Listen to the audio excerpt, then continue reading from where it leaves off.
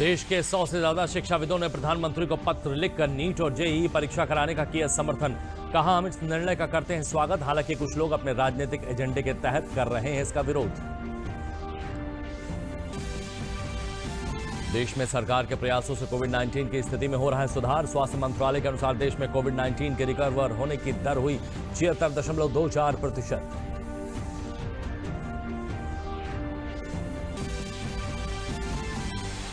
मुख्यमंत्री योगी आदित्यनाथ ने अनलॉक व्यवस्था की समीक्षा करते हुए अधिकारियों को दिए निर्देश। कोविड-19 की टेस्टिंग पूरी तेजी के साथ किया जाए संचालित।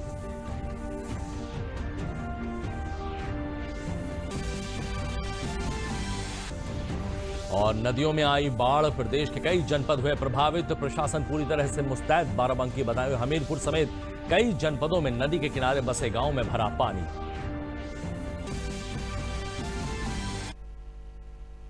नमस्कार, मैं हूं विजय श्वास और अब समाचार विस्तार से। देश के 100 से भी ज्यादा शिक्षाविदों ने पीएम मोदी को नीट और जेईई परीक्षा कराए जाने का समर्थन करते हुए पत्र लिखा है। इस पत्र में कहा गया है कि हर साल की तरह इस साल भी लाखों छात्रों ने 12वीं की परीक्षा पास की है और अब आगे बढ़ने को वो उत्सुक हैं। सरकार ने नीट और जेईई की परीक्षा की तारीखों का ऐलान कर दिया है और कहा है, हम इस निर्णय का स्वागत करते हैं। सुप्रीम कोर्ट ने भी इस बारे में दायर याचिका को पहले ही खारिज कर दिया था। पत्र में कहा गया है कि हमारे युवाओं और छात्रों के भविष्य और सपनों के साथ किसी भी कीमत पर समझौता नहीं किया जा सकता है। हालांकि कुछ लोग इस पर अपने राजनीतिक एजेंडे के तहत सरकार के फैसले का विरोध कर रहे हैं। पत्र में उम्मीद जताई गई है कि पीएम मोदी की सक्षम लीडरशिप में केंद्र सरकार सारे सुरक्षा उपायों का ध्यान रखते हुए सफलतापूर्वक जेईई और नीट परीक्षा संपन्न कराएगी और 2020-2021 के सत्र की शुरुआत होगी।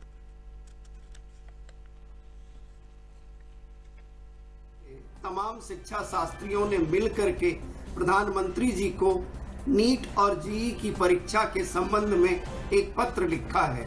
हमारा मानना है कि यह परीक्षा अवश्य कराई जानी चाहिए क्योंकि यह देश की प्रतिभा के साथ जुड़ा हुआ निर्णय है। मेरा यह मानना है कि सभी राज्य सरकारों को सहयोग करना चाहिए और जो भी निर्देश एनटीए के द्वारा जारी किए गए हैं उसके अनुसार परीक्षा में सहयोग करना चाहिए। जनपद कानपुर नगर में जेईई और नीट प्रवेश परीक्षा 13 सितंबर को कराए जाने का परीक्षार्थियों ने स्वागत किया है। प्रवेश परीक्षा की तैयारी कर रहे छात्रों के अनुसार परीक्षा 13 सितंबर को कराए जाने के फैसले से परीक्षा की तैयारी कर रहे छात्रों के सुनहरे भविष्य की संभावनाएं बढ़ जाएंगी। सरकार ने जो जेईई नीट के एग्जाम कराने का फैसला लिया है, मैं बिल्कुल इसका पूर्ण समर्थन करता हूं क्योंकि होना ज़रूरी है। छात्रों के भविष्य के साथ खिलवाड़ नहीं होना चाहिए और डेफिनेटली एग्ज़ाम होना चाहिए। हम इसके समर्थन में हैं। मैं जेईई की तैयारी करता हूं। सरकार ने जो 13 सितंबर से जो फैसला निकाला है कि एग्ज़ाम होगी जेईई की, वो बहुत ही अच्छा फैसला है क्योंकि हमारे ऊपर प्रेशर था कि कब एग्ज़ाम होगी, लेकिन सरकार की जो गाइडलाइन हमने ये देखी तो पता लगा कि एग्ज़ाम की डेट आ गई है, जिससे हमारा और मनोबल हुआ, जिससे हम और पढ़ाई मेहनत से कर पाएंगे, जिससे हम एग्ज़ाम अच्छे दे पाएंगे, जिससे हमारे आने वाले भविष्य की भी बहुत बढ़िया। सरकार से मैं यही कहना चाहूँगा, जो उन्होंने 13 सितंबर डेट निकाली है वो बहुत ही अच्छा है हमारे सभी के लिए और मैं इससे सहमत हूँ। सरकार ने जो फैसला लिया 13 तारीख को एग्ज़ाम का नीट का, वो बहुत सही फैसला है। मेरी तैयारी भी ठीक ठाक है, मैं एग्ज़ाम देने के लिए तैयार हूँ बिल्कुल। और सरकार ने जो फैसला लिया है नीट एग्ज़ाम का, वो ठीक है। हम एग्ज़ाम देने को बिल्कुल तैयार हैं, हमारी पूरी तैयारी है और हम बिल्कुल सरकार का समर्थन करते हैं। नीट के एग्ज़ाम के लिए तैयारी मेरी पूरी है, तो हम एग्ज़ाम ज़रूर देना चाहेंगे। और लॉकडाउन में इस समय कोई एग्ज़ाम नहीं हुआ तो हमने पूरी तैयारी कर रखी है। अगर इस समय एग्ज़ाम नहीं हुआ तो फिर आगे हम लोग को और दिक्कत होगी, इसलिए सरकार का समर्थन करते हैं हम। देश के रक्षा मंत्री राजनाथ सिंह ने एनसीसी के मोबाइल ऐप की शुरुआत की है। कोविड-19 की महामारी के दौरान एनसीसी के करीब 1 लाख कैडेट्स ने राष्ट्रीय अभूतपूर्व सेवा की तारीफ करते हुए रक्षा मंत्री राजनाथ सिंह ने कहा कि इस ऐप से एनसीसी कैडेट्स आसानी से अपना पाठ्यक्रम पूरा कर सकेंगे। ऐप बहुत ही इंफॉर्मेटिव है, बहुत सारी इससे जानकारियां हमारे कैडेट्स को प्राप्त होंगी। तो इस ऐप की लॉन्चिंग के लिए, इस ऐप को बनाने में जो भूमिका रही है, उसके लिए मैं डीजी एनसीसी और उनकी पूरी टीम और इसके साथ साथ मैं सभी कैडेट्स को भी अपनी तरफ से हार्दिक बधाई देता हूं। आत्मनिर्भर भारत की पहल को आगे बढ़ाते हुए startup India textile grand challenge के विजेताओं को पुरस्कृत किया गया है। इस मौके पर कपड़ा मंत्री स्मृति ईरानी ने कहा कि जूट में नवाचार के रूप में योगदान दिया गया है। Extend my heartiest congratulations to all the winners of this grand challenge, for you contributed not only to innovative ideas in the jute sector.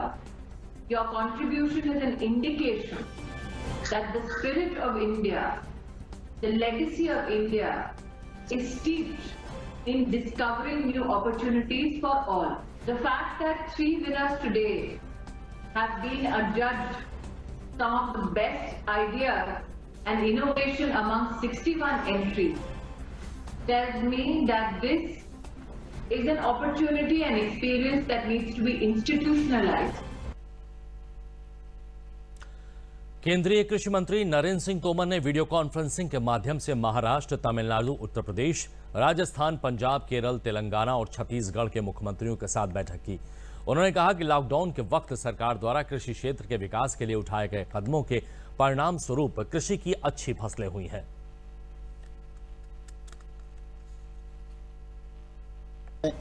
केंद्र सरकार ने कृषि का क्षेत्र प्रभावित न हो इसलिए कुछ अनुमतियां प्रदान की थी। उन सब अनुमतियों का लाभ उठाते हुए राज्यों में क्रियान्वयन हुआ और हम सब ने देखा बहुत सारी प्रतिकूलताओं के बावजूद भी कृषि के क्षेत्र में बम्पर पैदावार हुई, फसल की कटाई हुई, गत वर्ष की तुलना में अधिक बुवाई हुई है। 41वीं जीएसटी परिषद की बैठक आज हो रही है। वित्त मंत्री निर्मला सीतारमण वीडियो कॉन्फ्रेंसिंग के जरिए इसमें मौजूद है। बैठक में वित्त राज्य मंत्री अनुराग ठाकुर, राज्य के वित्त मंत्रियों और केंद्र सरकार और राज्यों के वरिष्ठ अधिकारियों के साथ बैठक कर रहे हैं। बैठक में राज्यों के भुगतान जारी रखने और क्षतिपूर्ति आवश्यकता पर चर्चा केंद्र बिंदु रखा गया है। साथ ही बैठक में सितंबर में होने वाली अगली बैठक का एजेंडा भी तय किए जाने की संभावना है। देश में सरकार के प्रयासों से कोविड-19 की स्थिति में सुधार हो रहा है। स्वास्थ्य मंत्रालय के अनुसार देश में कोविड-19 से रिकवर होने वाली की 76.24% दर हो गई है, जबकि कोविड-19 से मृत्यु दर में लगातार गिरावट जारी है, जो 1.83% हो गई है। पिछले 24 घंटों में देश में 56,013 लोग स्वस्थ हुए हैं, जिनकी कुल संख्या 25,23,771 हो गई है। वहीं कोविड-19 महामारी के खिलाफ जंग में बेहद अहम माने जाने वाली टेस्टिंग के क्षेत्र में भारत की स्थिति में लगातार सुधार हो रहा है। भारतीय चिकित्सा अनुसंधान परिषद के मुताबिक 26 अगस्त तक टेस्ट किए गए कुल सैंपल की संख्या 3,85,76,510 है, जिसमें 9,24,998 सैंपल टेस्ट किए गए हैं। बरेली में कोरोना से बचाव के लिए हर संभव कदम उठाए जा रहे हैं। जिले में अभी तक 89,793 लोगों का टेस्ट किया जा चुका है, जबकि 1,47,617 घरों का सर्विलांस किया गया है। इसके साथ ही 53,294 कॉन्टैक्ट ट्रेसिंग की गई है। इन्हीं सब प्रयासों के बीच जिले में रिकवरी रेट तेजी से बढ़ा है और 4,000 संक्रमित लोग पूरी तरह स्वस्थ होकर घर जा चुके हैं। सरकारी सुविधाओं के कारण ठीक हुए ये लोग सरकार की सराहना कर रहे हैं। इनका कहना है कि सरकार अपनी ओर से भरसक प्रयास कर रही है। जरूरत है जनता के जागरूक होने की। इन सभी ने लोगों से अपील की है कि वो सरकार के गाइडलाइन का पालन करें और कोरोना से डरे नहीं। मैंने जो देखा और मैंने जो समझा, सरकार हमारी बहुत बढ़िया भरसक प्रयास कर रही है। भाई आप ये समझ लीजिए, जब मैं एडमिट हुआ तो सरकार की तरफ से मुझे जो इलाज मिला सो इलाज मिला ही मिला। साथ में सरकार की तरफ से जो खाने पीने की व्यवस्था है, जिसमें कि मैं अगर डिस्क्राइब करूं तो सुबह 75 ग्राम मेवा आती थी मेरे पास, काढ़ा 2 टाइम आता था मेरे पास, आपका तुलसी का जल मेरे पास दोनों टाइम आता था, हल्दी वाला दूध रात को आता था और दोनों टाइम डिनर और शाम को नाश्ता। मतलब कहने का मकसद ये है कि सरकार के प्रयासों में कहीं भी कोई कमी नहीं है। मुझे 30 को कोविड का पॉजिटिव टेस्ट हमारा आया था, तो उसके बाद फिर जब हम लोगों ने होम आइसोलेशन की परमिशन ली, मेरा हस्बैंड तो मैक्स में एडमिट हो गया था और हम लोगों ने होम आइसोलेशन की परमिशन ली थी। उसके बाद गवर्नमेंट की तरफ से डॉक्टर भी आए थे और उन्होंने हमें मेडिसिन्स प्रोवाइड कराई थी, साथ में वही प्रिस्क्रिप्शन पूरा दे गए थे, पूरा किस तरीके से हमें होम आइसोलेशन के टाइम पे क्या क्या रखना चाहिए हमें प्रिकॉशंस। तो SRMS हॉस्पिटल में एडमिट हुए थे वहाँ 24 तारीख को, और 14 दिन रहने के बाद वहाँ से डिस्चार्ज हुए थे। वहाँ पे जो भी गवर्नमेंट की सुविधाएं हैं, डॉक्टर्स वगैरह जो देख रहे हैं वो ठीक तरीके से देख रहे हैं, खाने वाने की व्यवस्था भी ठीक है। इसका डर का कोई वो है नहीं, थोड़ा सा बचाव रखना है। जो गवर्नमेंट ने गाइडलाइन दी है 2 मीटर की दूरी, भीड़ में ना जाएं, मास्क लगा के जाएं घर से बाहर। मुख्यमंत्री योगी आदित्यनाथ ने प्रदेश में अब तक कोविड-19 के 50,80,000 से अधिक टेस्ट किए जाने पर संतोष व्यक्त करते हुए मेडिकल टेस्टिंग के कार्य को पूरी तेजी से संचालित करने के निर्देश दिए हैं। मुख्यमंत्री आज यहां अपने सरकारी आवास पर आहूत एक उच्च स्तरीय बैठक में अनलॉक व्यवस्था की समीक्षा कर रहे थे। उन्होंने कहा कि कोरोना के संक्रमण की चेन को तोड़ने के लिए सभी प्रयास जारी रखे जाएं। इस कार्य में मेडिकल टेस्टिंग के साथ साथ सर्विलांस, कॉन्टैक्ट ट्रेसिंग और डोर टू डोर सर्वे का भी महत्वपूर्ण भूमिका है। इसके दृष्टिगत इन कार्यों को भी पूरी तेजी से संचालित किया जाए। कोविड चिकित्सालयों की व्यवस्थाओं को चुस्त दुरुस्त बनाए रखने के निर्देश देते हुए मुख्यमंत्री ने कहा कि कोविड अस्पतालों में वेंटिलेटर सहित सभी मेडिकल उपकरण क्रियाशील रहने चाहिए। ऑक्सीजन का 48 घंटे का बैकअप भी अनिवार्य रूप से उपलब्ध होना चाहिए। उन्होंने कहा कि कोविड मरीजों में HFNC यानी हाई फ्लो नेजल कैन्यूला का अच्छा रिस्पॉन्स देखने में आया है। इसके दृष्टिगत इस उपचार विधि को भी क्रियाशील रखा जाए। मुख्यमंत्री ने इस बात पर भी जोर दिया कि राज्य में प्रत्येक शनिवार और रविवार को स्वच्छता, सैनिटाइजेशन और फॉगिंग का विशेष अभियान संचालित किया जा रहा है। इन कार्यों से जहां कोरोना की चेन को तोड़ने में मदद मिल रही है, वहीं संचारित रोगों पर भी प्रभावी नियंत्रण स्थापित हो रहा है। उन्होंने जिलाधिकारियों को बाजारों की साप्ताहिक बंदी सख्ती से लागू कराने के निर्देश दिए हैं। मुख्यमंत्री योगी आदित्यनाथ ने जनपद लखीमपुर खीरी में एक छात्रा की दुराचार के बाद हत्या की घटना में अपराधियों के विरुद्ध सख्त से सख्त कार्रवाई करने के निर्देश दिए हैं। सरकार द्वारा जारी प्रेस विज्ञप्ति में कहा गया है कि मुख्यमंत्री ने अपराधियों के खिलाफ NSA के अंतर्गत कार्रवाई सुनिश्चित की है। उन्होंने शोक संतप्त परिजनों के प्रति गहरी संवेदना व्यक्त करते हुए 5 लाख रुपए की आर्थिक सहायता दिए जाने की घोषणा भी की है। मुख्यमंत्री ने कहा है कि राज्य सरकार प्रकरण की फास्ट ट्रैक कोर्ट में सुनवाई कराकर अपराधियों को जल्द से जल्द सजा दिलाएगी। सीतापुर के 2 दिवसीय दौरे पर आए महानिरीक्षक निबंधन आयुक्त स्टाम्प और जनपद की नोडल अधिकारी मिनिस्ट्री एस ने बुधवार को नैमिषारण्य स्थित राजघाट का निरीक्षण कर व्यवस्थाएं देखी। उन्होंने निर्देश दिए कि यहां पर स्थित सार्वजनिक शौचालय की साफ सफाई कराते हुए उसे संचालित कराया जाए। नोडल अधिकारी ने राजघाट के पास स्थित तालाब को साफ सफाई कराते हुए सौंदर्यीकरण कराए जाने के निर्देश दिए। उन्होंने परिसर के आसपास भी सफाई कराते हुए व्यापक स्तर पर प्रकाश की व्यवस्था सुनिश्चित कराने और जल भराव के स्थलों पर एंटी लार्वा छिड़काव कराए जाने के निर्देश दिए। इसके उपरांत नोडल अधिकारी ने नैमिषारण्य स्थित गोपाल गौशाला का औचक निरीक्षण कर व्यवस्थाएं देखी। उन्होंने जनता के सहयोग से और अधिक बेहतर व्यवस्थाएं सुनिश्चित कराने के निर्देश दिए। साथ ही ये भी कहा कि किसानों में समन्वय बनाते हुए गाय के गोबर से उत्पादित खाद उन्हें उपलब्ध कराने और उसके स्थान पर हरा चारा किसानों से प्राप्त करने की योजना संचालित किए जाने को कहा गया है तथा अभिलेखीकरण करने के भी निर्देश दिए हैं। नोडल अधिकारी ने निरीक्षण के उपरांत मीडिया से बात करते हुए कहा कि जिला प्रशासन ने अच्छा काम किया है और वे प्रशासन की कार्यप्रणाली से संतुष्ट हैं।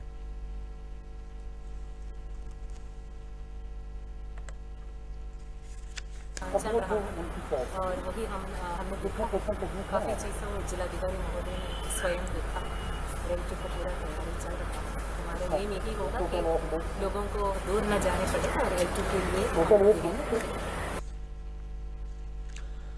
लखनऊ विकास प्राधिकरण की बड़ी कार्रवाई करते हुए आज लखनऊ में मुख्तार अंसारी के बेटों के डालीबाग में बने हुए 2 टावर ध्वस्त कर दिए।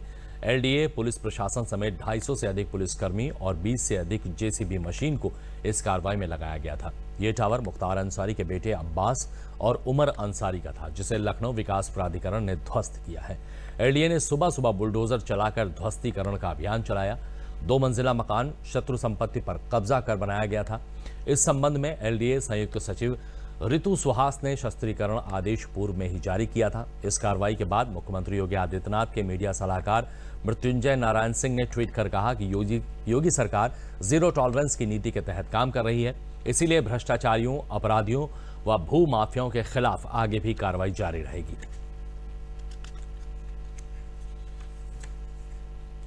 कोरोना से जहां पूरा विश्व लड़ाई लड़ रहा है, ऐसे में जनपद फतेहपुर की कुछ मुस्लिम महिलाएं घर में मास्क बनाकर लोगों को वितरित कर कोरोना से जागरूक कर रही हैं। समूह की सदस्य रचना हुसैन ने बताया कि प्रधानमंत्री से प्रेरणा लेते हुए कोरोना संकट काल में ग्रामीण आंचल की महिलाओं को कोरोना और उनके स्वास्थ्य के बारे में जागरूक करने के उद्देश्य से हम सब महिलाओं ने मिलकर अपना एक समूह बनाया है और मास्क बनाने और लोगों तक पहुंचाने का कार्य प्रारंभ किया है। हमारे समूह में आज 8 से 10 महिलाएं हैं। हम घर पर ही मास्क बनाकर लोगों तक पहुंचाते हैं, साथ ही ग्रामीणों को कोविड-19 से बचाव और आरोग्य सेतु ऐप के उपयोग के बारे में बताते हैं, जहां सरकारें कोरोना संकट काल में आम जन की सुविधा के लिए विभिन्न योजनाओं के माध्यम से लाभ पहुंचा रही हैं। ऐसे में हम सबको भी सरकार का सहयोग करने की आवश्यकता है। हम सब एक हैं, हिंदू मुस्लिम में कोई भेदभाव नहीं है। हम मिल के इस मुकाबले को अंजाम देंगे और इस बीमारी से लड़ना है और इसको दूर करना है। नया समूह बनाने के बाद ये कोरोना संकट से हम बहुत सब लोगों को बचाना चाहते हैं, क्योंकि हम सब लोग एक हैं। हम चाहते हैं कि ये कोरोना दूर हो जाए और जहाँ जहाँ जाते हैं तो सब महिलाओं को और सबके परिवार को यही शिक्षा देते हैं, यही जानकारी देते हैं कि सब लोग मतलब ये कोरोना से दूर रहो। हाथ को जो है धुल लो और सैनिटाइजर लगा लो और मास्क लगा लो। जब निकलो तो मतलब सावधानी से निकलो। कहीं जाना है आना है तो बहुत सावधानी से रहो, क्योंकि ये बहुत संकट का समय आ गया है। तो इससे हम चाहते हैं कि दूर रहें तो ज़्यादा ही अच्छा। अयोध्या के सभी जर्जर और अपना अस्तित्व खो चुके प्राचीन मंदिरों के सौंदर्यीकरण का कार्य कराकर अयोध्या के अलौकिक और आकर्षक रूप में स्थापित किया जाएगा। इसके अतिरिक्त अन्य तमाम सुविधाओं को उपलब्ध कराने की प्रक्रिया भी शुरू कर दी गई है। अयोध्या में जन सुविधा केंद्र बनाए जाने के साथ ही प्रमुख मार्ग के सौंदर्यीकरण योजना के तहत प्रमुख चौराहों को विशेष रूप से सजाने और संवारने के लिए प्रदेश सरकार ने 20 करोड़ रुपए की पहली किश्त जारी कर दी है। कुल मिलाकर केंद्र और प्रदेश सरकार त्रेता युग के बाद अब अयोध्या को भगवान राम की गरिमा के अनुसार पुनः स्थापित करने के हर उपक्रम को अंतिम रूप दे रही है। राम जन्मभूमि पर 5 अगस्त को हुए भूमि पूजन के बाद मंदिर निर्माण का कार्य शुरू कर दिया गया है। वहीं मंदिर निर्माण कार्य को देखने के लिए दुनिया भर के लोग अयोध्या पहुंच रहे हैं, जिसको ध्यान में रखते हुए केंद्र व प्रदेश सरकार तमाम योजनाओं के तहत आने वाले पर्यटकों और श्रद्धालुओं को सुविधाएं उपलब्ध कराए जाने की कवायद में लग गई है। ऐतिहासिक और पौराणिक मंदिर हैं हमारे, उन पर पर्यटन विभाग से भी, सामाजिक सहयोग से भी और देश भर से भी लोग आए थे। अभी सूरत से एक आए थे, उन्होंने कहा कि कुछ मंदिर हम सौंदर्यीकरण करना चाहते हैं। तो जो भी ऐतिहासिक और पौराणिक होगा वो सरकार के द्वारा, सामाजिक सहयोग के द्वारा उन सबको चिन्हित करके उनका सौंदर्यीकरण कराया जाएगा। अयोध्या के सभी चौराहों को माननीय मुख्यमंत्री जी ने इसको राज्य सरकार की स्मार्ट सिटी में लिया है, उसमें 20 करोड़ रुपए अवमुक्त भी हुआ। सभी चौराहों को बहुत सुंदर बनाएंगे। भगवान राम से संबंधित वहाँ कोई न कोई मूर्ति लगेगी। इस प्रकार से हो कि अयोध्या में घुसते ही आपको एहसास हो कि रामनगरी में आ रहे हैं। इसका पूरा प्रबंध किया जाएगा। अब ये भारत सरकार की योजना है, इसमें उसको रेनोवेट करेंगे कि उसे बहुत जर्जर स्थिति में है, उसे डिमॉलिश करके फिर से तैयार करेंगे। और जहाँ तक ये है कि बहुत ही एक रूपता में उन मंदिरों का सुदृढ़ीकरण होगा, जिससे एक ऐतिहासिकता की पहचान बन सके। प्रदेश सरकार द्वारा गठित माटी कला बोर्ड के अध्यक्ष धर्मवीर प्रजापति ने आजमगढ़ में ब्लैक पॉटरी के जुड़े लघु उद्योग को बढ़ावा देने के लिए कुम्हारों और प्रशासनिक अधिकारियों के साथ कलेक्ट्रेट सभागार में एक बैठक की। उन्होंने अधिकारियों को निर्देश दिया कि विद्युत आपूर्ति, जमीन आदि के साथ मिट्टी आपूर्ति की बेहतर व्यवस्था बनाई जा सके, जिससे इस लघु उद्योग को बढ़ावा मिले। यहाँ की ब्लैक पॉटरी को 2 वर्ष पहले ODOP योजना से जोड़ा गया था। धर्मवीर प्रजापति ने बताया कि प्रधानमंत्री के आत्मनिर्भर भारत को साकार करने के लिए माटी कला बोर्ड द्वारा कुम्हारों को स्वावलंबी बनाने हेतु निःशुल्क डाई और प्रेशर मशीन का वितरण किया जा रहा है। इलेक्ट्रिक चौक देने के साथ ही प्रत्येक जनपदों में 2 समितियां बनाई जा रही हैं, जो इनके उत्थान के लिए काम करेंगी। 10 लाख रुपए धनराशि की टूल्स कुम्हारों को प्रदान किया जा रहा है, जिससे वो समूह बनाकर उसका लाभ लेंगे। उन्होंने बताया कि जल्द ही इसे ऑनलाइन बिक्री योजना के द्वारा सीधे जोड़ा जाएगा। प्रधानमंत्री का आत्मनिर्भर भारत, हमारे मुख्यमंत्री जी और हम स्वयं माटीकला बोर्ड स्वावलंबी भारत कैसे बने, आत्मनिर्भर भारत कैसे बने, इसके तहत हम इन जो मूर्तिकारों को निःशुल्क डाई का वितरण भी हम लोग कर रहे हैं। हम प्रेशर मशीन भी दे रहे हैं। जैसे एक कलर की अगर कोई मूर्ति बनती है तो प्रेशर मशीन से एक ही कलर करने की वो भी हम आगे देने जा रहे हैं। इलेक्ट्रिक चाक हम निःशुल्क दे रहे हैं। सभी जनपदों में हम 2 समितियों का निर्माण कर रहे हैं। 20 लोगों की, 11 लोगों की, 21 लोगों की एक समिति होगी। उसमें समिति अपनी रजिस्टर्ड कराए वो लोकल स्तर पे, जिला स्तर पे, और वो समिति अपना पहले दशांश देना होता था 20%, अब हम घटा करके उसे दशांश पे ले आए हैं। उनको समिति अपने खाते में जमा करेगी। हम 10 लाख तक की निःशुल्क टूल किट से वहाँ लगा करके दे रहे हैं। समूह के रूप में वो लोग उससे काम करेंगे। ये व्यवस्था भी हम करने जा रहे हैं। वाराणसी के चौका घाट स्थित बुनकर सेवा केंद्र में Uttar Pradesh institute of design की तरफ से ओडीओपी योजना के अंतर्गत वाराणसी में बनारसी साड़ी के कार्य करने वाली महिलाएं और पुरुषों को इस कोरोना काल में घर बैठे पैसा कमाने का साधन प्रशिक्षित डिजाइनरों के द्वारा किया जा रहा है। यहां पर 25-25 के बैच में 3 बार कक्षाएं चलती हैं, जिसमें कुल 75 महिला पुरुष प्रशिक्षण प्राप्त कर रहे हैं। इनको घरों के वेस्ट मटेरियल के द्वारा, जैसे साड़ी के टुकड़े या कपड़े के टुकड़े से बैग बनाना, कुशन कवर बनाना, वॉल हैंगिंग बनाना, फोटो फ्रेम बनाना इत्यादि 10 दिनों में सिखाया गया है। सभी ने कुशलता के साथ प्रशिक्षण प्राप्त कर इन हस्त निर्मित उत्पादों को बनाया है। मुख्य प्रशिक्षक दीप्ति बनर्जी ने बताया कि इस कोरोना महामारी से जहां दुकानें बंद हैं, बाजार बंद है, साड़ियों व सिल्क के उत्पादों की बिक्री बंद है, ऐसे में घर में बैठकर महिला व पुरुष इन उत्पादों को एक अच्छे रूप में तैयार करके इसको अपने देश ही नहीं ऑनलाइन विदेशों में भी बेच सकती हैं।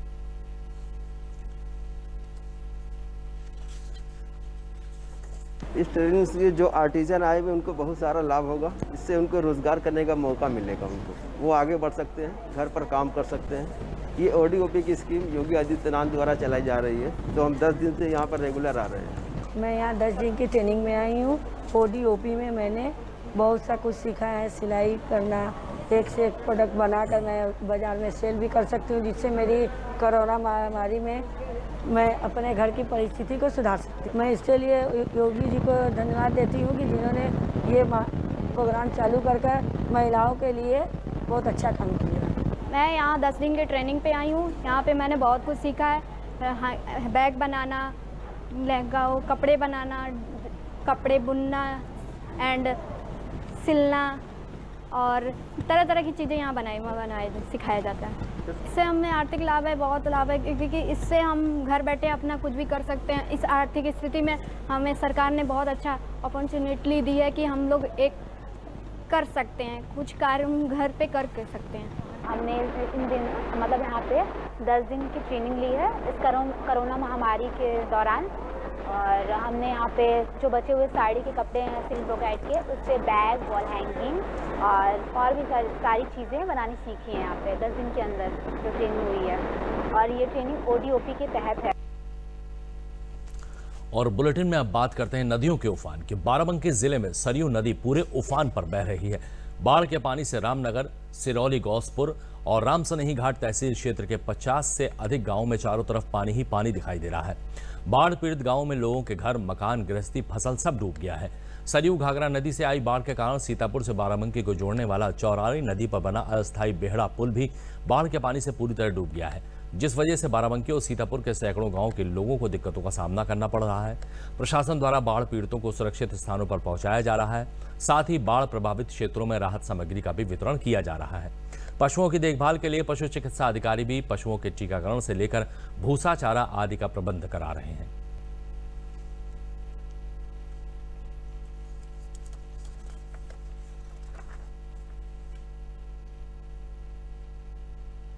बाराबंकी जाने के लिए यही रास्ता है एक, और इस रास्ते से हम लोग नहीं आ जा पा रहे हैं और हम लोग को बाहर से आना जाना पड़ता है। ऑटो स्टैंड होती है। किस जनपद से आ रहे हैं आप? हम तो इस समय बाराबंकी लेके गए थे केस, जो कि हम घूम के गए हैं, महमूदाबाद से घूम के गए हैं। अच्छा, उधर से आ रहे हैं हम लोग। यहाँ ये जो रामपुर मथुरा से जो रोड आई है बेहड़ा, ये बेहड़ा ही पुल पड़ता है। ये सामने जो है बारिश में काफ़ी इसमें उभड़ करके आ जाता है पानी, और पानी ज़्यादा हो जाता है इसमें। सरकारी बसें जो चलती हैं ना, तो उसका आना जाना एकदम से जो है रुक जाता है। और यहाँ पर आने के लिए जो यात्री बाहर जाते हैं तो उनको किसी प्रकार से डल्लब से या मतलब ठेलिया वगैरह से इनको यहाँ से उस पार किया जाता है। देखिए, हमारे जनपद बाराबंकी में मुख्यतः 3 तहसीलें हमारी बाढ़ प्रभावित रहती हैं, जो सरयू नदी के किनारे पे हैं, रामसुनही घाट, सिरौली, गौसपुर और रामनगर।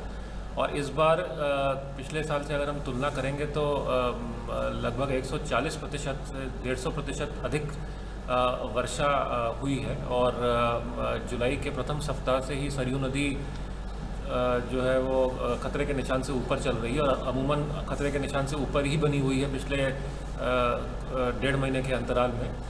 और हम लोग ने शुरुआत में ही जितने लोग थे जो प्रभावित थे, जो बंदे के उस पार के गाँव में निवास करते थे, उन सबको हम लोग पहले ही सुरक्षित स्थान पर ला चुके हैं।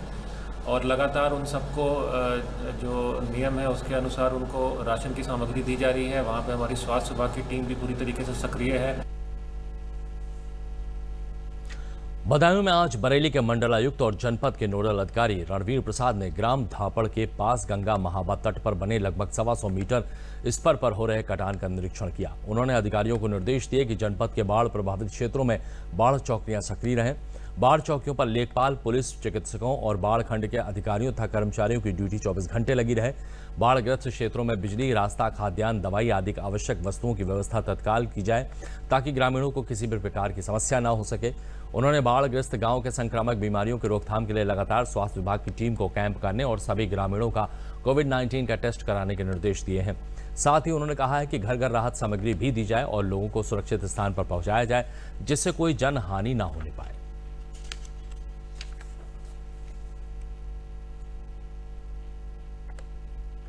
है ना, और जितने भी कमज़ोर पॉइंट्स हैं जहाँ पर प्रेशर ज़्यादा है, वहाँ पर जो बाढ़ खंड के अधिकारी हैं वो दिन रात उसकी निगरानी में लगे हैं। बाढ़ चौकियों की व्यवस्था है और उसको जियो बैग के माध्यम से और अन्य स्टेप्स लेकर उसको स्ट्रेंथन किया जा रहा है। देखिए, बाढ़ से जितनी भी तैयारियाँ हो सकती हैं उसकी सतत समीक्षा की जाए। मैं कमिश्नर और नोडल ऑफिसर के रूप में आज कल भी आया था, तो हम लोगों के समीक्षा बिंदु में ये बहुत ही महत्वपूर्ण बिंदु है। और जैसे अगर कहीं पर किसी को बाढ़ राहत शिविर शुरू करना है तो उसके लिए भी तैयारी है। बुंदेलखंड का जनपद हमीरपुर 2 नदियों से घिरा जनपद होने के कारण इस समय यमुना और बेतवा नदियों में बाढ़ की स्थिति बनी हुई है। बांधों से पानी छोड़े जाने के कारण नदियों में आई बाढ़ की वजह से जिला प्रशासन भी अलर्ट हो गया है। नदियों के किनारे सटे गांवों की सूची बनाकर खास व्यवस्था की जा रही है। शासन ने हमीरपुर को बाढ़ से आए संकट से बचाने के लिए जिला प्रशासन को बजट भी भिजवा दिया है। नदी किनारे गाँव में मुनादी करा दी गई है। बाढ़ वाले क्षेत्रों में कई जगह बाढ़ चौकियां स्थापित करा दी गई हैं। 24 घंटे के लिए मुख्यालय समेत तहसील स्तर पर भी कंट्रोल रूम स्थापित कर दिए गए हैं ताकि हर प्रकार की सूचना दी जा सके। बाढ़ को देखते हुए मुख्यालय की सुरक्षा को लेकर यमुना बेतवा में नालों पर लगे फ्लैप वॉल बदलवाने का काम शुरू कर दिया गया है।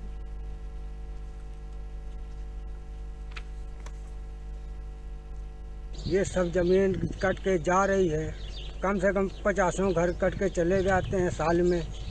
यहाँ बाढ़ से कम 250 बीघा जमीन कट गई। हर साल बाढ़ आती है। बाढ़ों में कम से कम 24-25 मकान प्रति साल चले जाते हैं।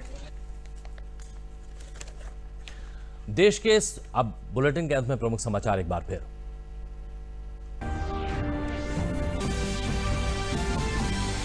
देश के 100 से ज्यादा शिक्षाविदों ने प्रधानमंत्री को पत्र लिखकर नीट और जेईई परीक्षा कराने का किया समर्थन। कहा, हम इस निर्णय का करते हैं स्वागत। हालांकि कुछ लोग अपने राजनीतिक एजेंडे के तहत कर रहे हैं इसका विरोध। देश में सरकार के प्रयासों से कोविड-19 की स्थिति में हो रहा है सुधार। स्वास्थ्य मंत्रालय के अनुसार देश में कोविड-19 से रिकवर होने की दर हुई 76.24%।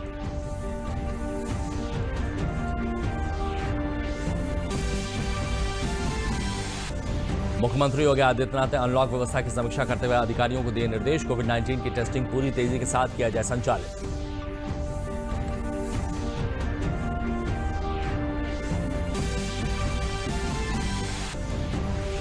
और नदियों में आई बाढ़ से प्रदेश के कई जनपद हुए प्रभावित। प्रशासन पूरी तरह से मुस्तैद। बाराबंकी, बदायूं, हमीरपुर समेत कई जनपदों में नदी किनारे बसे गांव में भरा पानी।